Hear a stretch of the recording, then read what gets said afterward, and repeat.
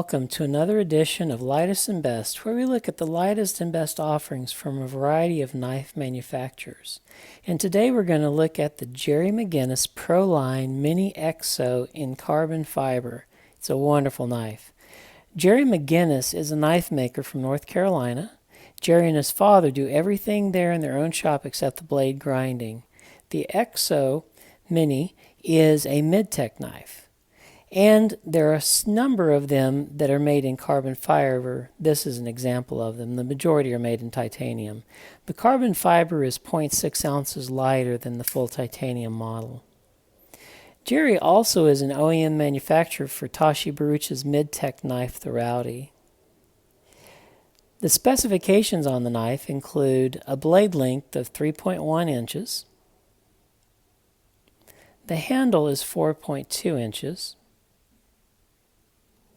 The total knife length is 7.45 inches, with a weight of only 2.6 ounces.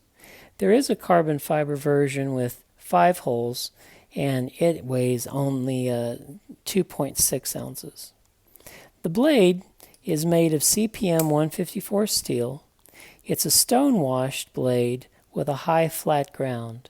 It has a little jimping on the spine, and then an area to place your thumb if you need to choke up on the knife any. The method of deployment is a flipper. The knife flips hard, flips fast. The flipper has a little bit of jimping for traction, and it flips every time very well. The handle consists of anodized titanium. This one is in a copper or gold color. And then on the other side, you have a carbon fiber scale. This particular carbon fiber scale has 2 fuller grooves and a portal. The portal demonstrates the copper-colored clip side whenever the knife is open. When the blade is closed, it shows the blade. The back spacer of the knife is made from G10 and has an unusual orientation. Usually a back spacer is placed at the very end of a knife. Gerry McGinnis chose to put his back spacer in the middle of the knife. As I said, it's made of G10. The pivot on the knife runs on caged bearings and have races in the handle scales. The lock bar, it's a frame lock. The lock bar has no lock bar insert, nor does it have an over travel stop. And it has a little bit of milling on the inside of the lock bar so that you can disengage it and get a purchase more easily. The pocket clip is a surface-mounted anodized titanium clip. It is right-handed tip-up only. The lanyard hole is placed a little lower on the knife handle compared to most models. And they do this so that the lanyard hole doesn't have to fight with the clip. The clip is given priority. They want to get as deep carry as you can, and then the lanyard hole is placed to the side. The ergonomics on the knife are terrific. It fits great in your hand, and your thumb falls nicely onto the jimping. And if you want to choke up, there's an extra space here for your finger, and you can even put your finger there in the sharpening choil.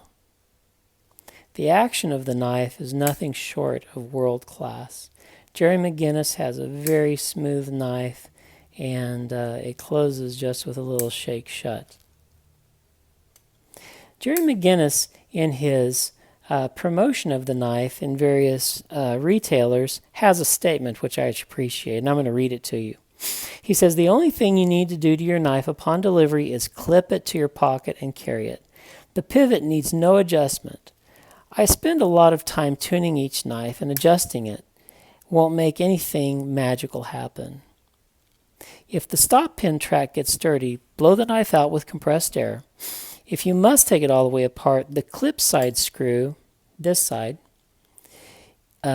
is the way to take out the pivot. Be sure to clean and re-grease the bearings with Century Solutions high slip grease or equivalent. When in doubt, don't take it apart, especially for no reason."